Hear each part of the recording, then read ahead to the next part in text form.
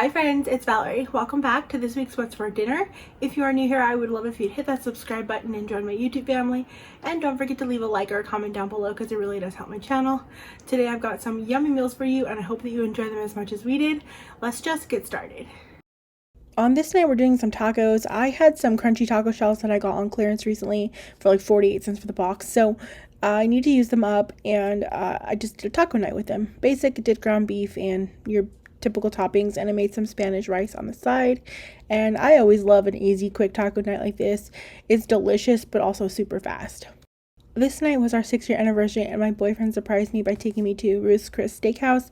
I've been wanting to go there, and let me tell you, their steak is absolutely like melt in your mouth. The best thing I've ever even put in my mouth when it comes to steak. It was so good. And I also got this blueberry mojito, which was another favorite of mine.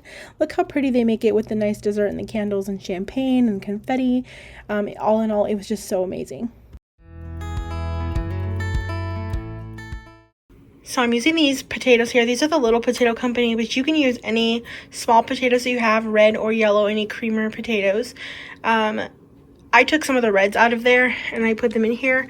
I'm not really counting. I just kind of filled the bottom of my rack because I have a lot of potatoes and I do want to use them up. So I put the trivet in my Instant Pot and I placed a cup of water on the bottom as well, and then I put my potatoes. Now, you don't have to put these in an Instant Pot. You can just boil your potatoes until they're softened, whatever your preference is. I just like that I don't have to pay attention to them in the Instant Pot. They just do their thing, and when they're done, I can go ahead and do my thing.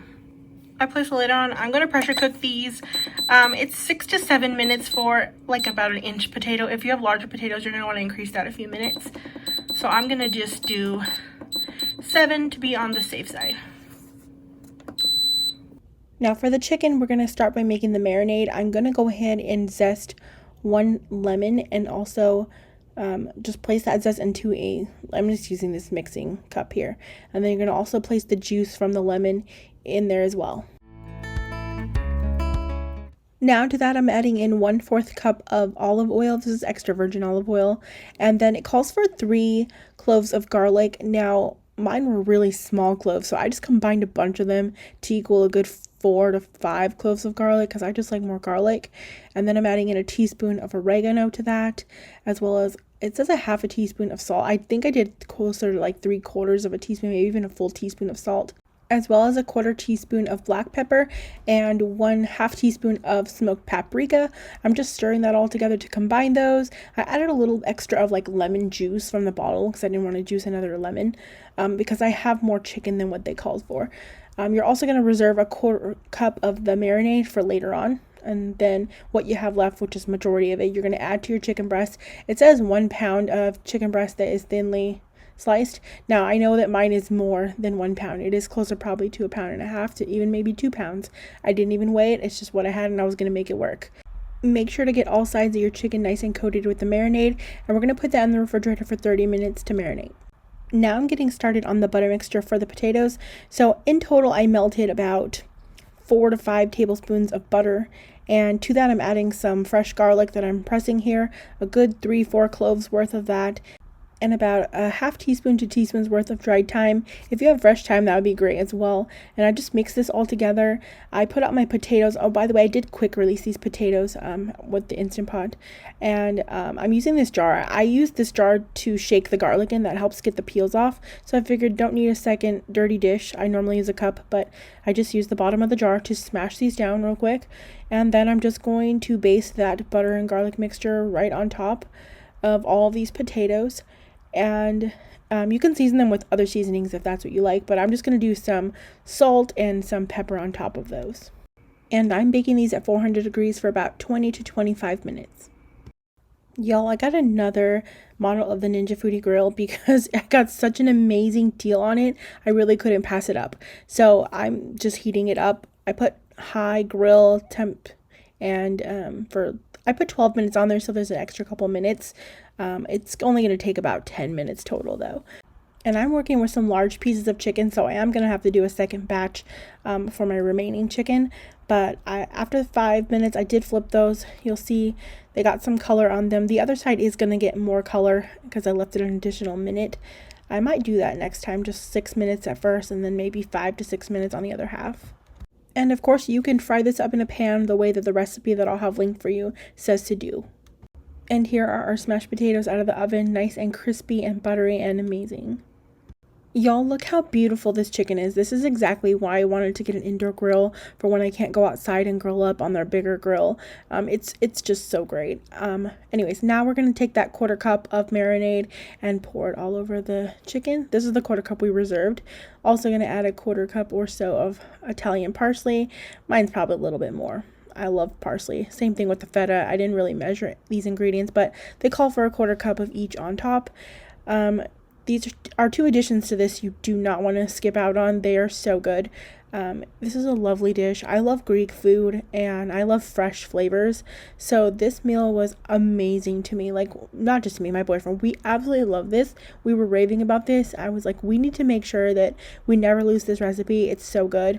And I served this with a side salad that was just made up of cucumbers and cherry tomatoes. I also had a little bit leftover chopped up parsley. Put that with some Italian dressing and of course serve that with those smashed potatoes. And I cannot rave enough about this meal. Y'all, I thought I got a clip of me making the rice for you, but I didn't. But it says to make 2 cups of uncooked sushi rice. I just have jasmine rice, so I made that. I'm going to start this off by chopping up some imitation crab. Now, I am altering the original recipe that I'll have linked for you in the description box down below. It calls for 8 ounces of crab and then salmon.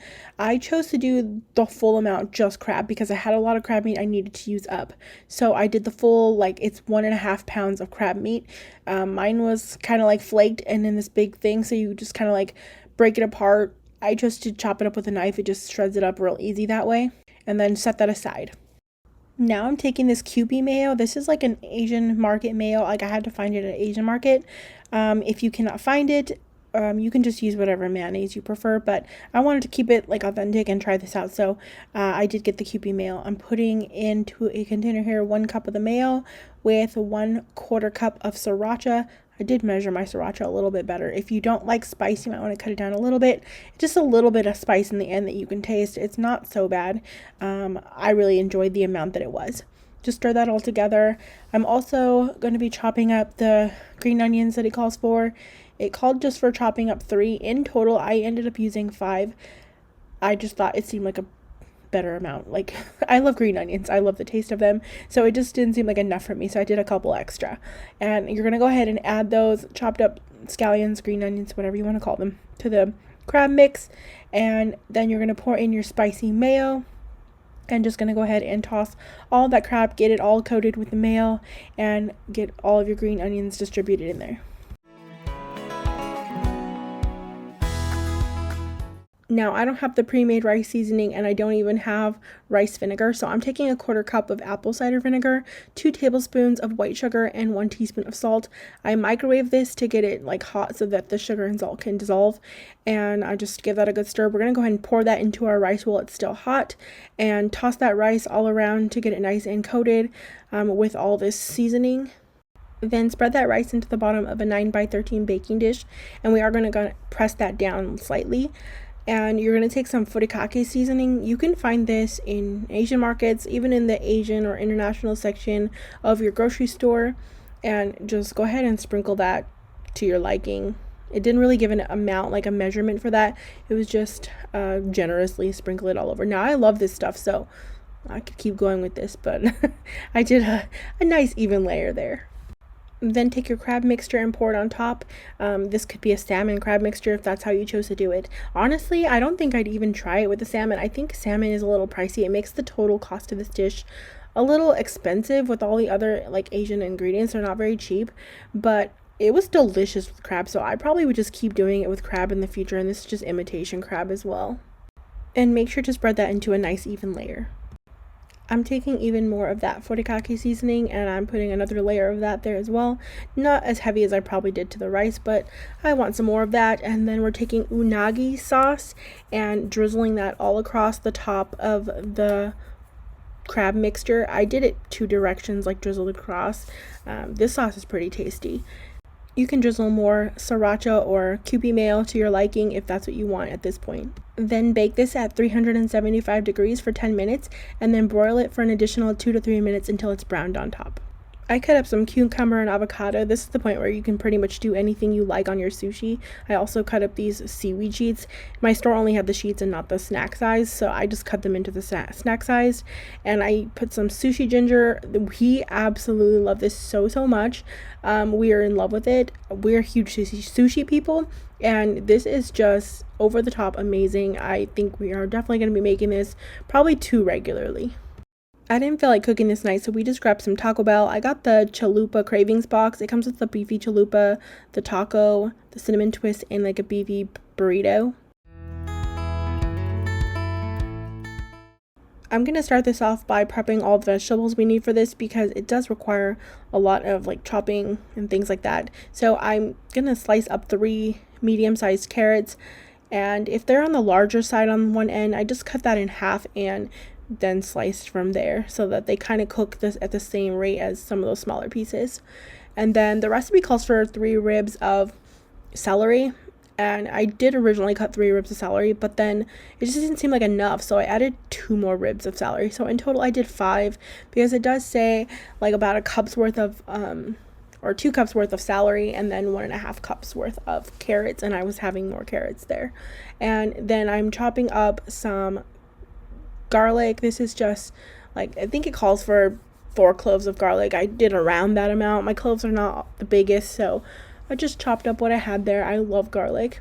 And I'm also going to dice up 1 medium yellow onion and 1 large yellow bell pepper.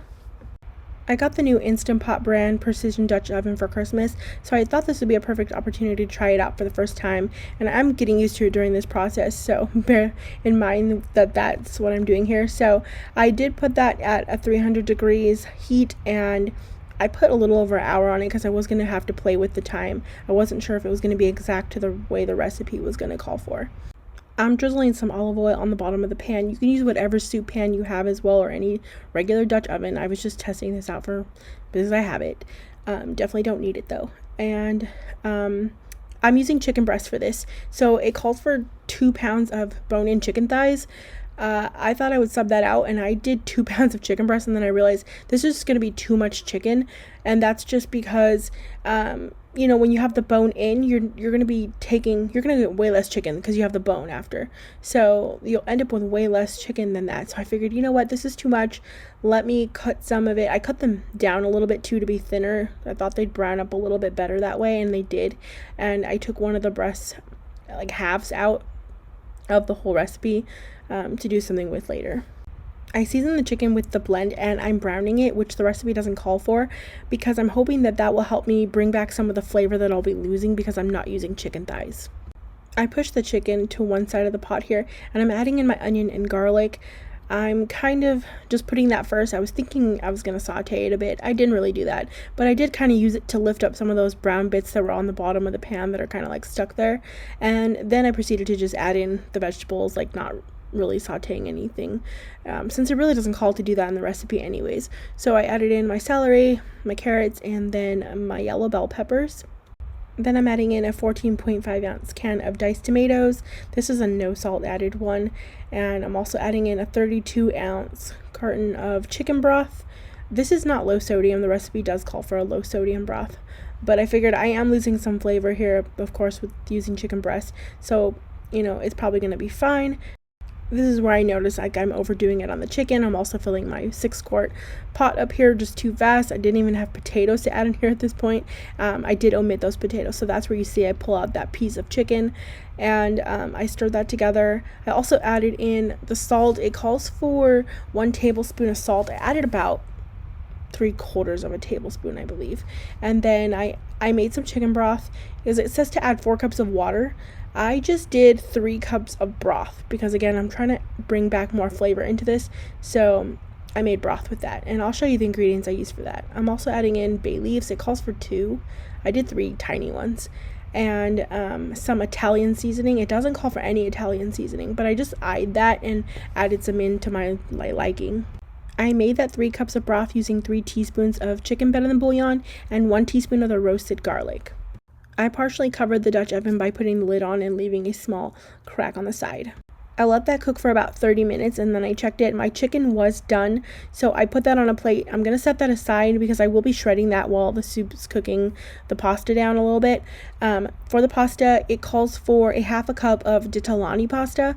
Now in my area, that's called salad macaroni, so I put that in a little extra for good measure. And next time, I'd probably just double the pasta amount. I like the pasta in it a lot, and I didn't use potatoes, so was a little extra pasta. And while that was cooking for about 10 to 15 minutes, for me it was about 10 minutes, to my liking, al dente. I was shredding the chicken up, so once the pasta was done, I just put the chicken in there, and this is where you'll taste it. If you need some additional flavoring, salt, pepper, go ahead and add that in. It didn't need any more salt for me. In fact, I added that 4th cup. It was supposed to have that extra cup of liquid. I added a cup of water to kind of bring down some of those flavors that I put in there so that it would balance it out a little bit. This soup was really, really delicious. I think I'm going to add zucchini next time. I really feel like that'll step it up to even more, like me liking it even more. But I loved it a lot, and I just had crackers with this. I was eating by myself this night, and my boyfriend was at work, so I didn't want to open up a salad kit right then just for myself. So I just had it like this, and I enjoyed it a lot. Thanks so much for watching, friends. Don't forget to hit that subscribe button and that little bell so you don't miss out on any future videos. And I hope you all are having an amazing day.